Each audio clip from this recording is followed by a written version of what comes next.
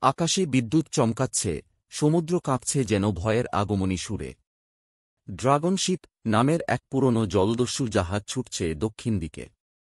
ডেকে দাঁড়িয়ে জলদস্যু, যার চোখ আগুনের মতো আর মুখে গম্ভীর প্রতিজ্ঞা।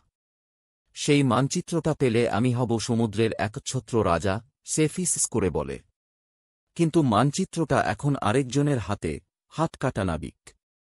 একসময়ের বিশ্বস্ত সঙ্গী, আজ ভয়ঙ্কর প্রতিশোধপরায়ণ শত্রু। হাত কাটা নাবিকের প্রতিজ্ঞা। হাত হারানোর সেই রাত এখনও তার চোখে ঝাপসা হয়ে ভাসে। জলদস্যু আমায় ফেলে দিয়েছিল মরতে, সে গর্জে ওঠে নিজের জাহাজ কবরে ফেরত এর ডেকে। কিন্তু আমি ফিরেছি। এবার আমি ওর সবকিছু কেটে নেব, স্বপ্ন, শক্তি আর শেষ তো নিঃশ্বাস। তার বাঁ হাতে লোহা কুড়ালো আর ডান হাতে কাঠের প্রস্থ। সে এখন আর নাবিক নয়, সে এক জাহাজের অভিশাপ।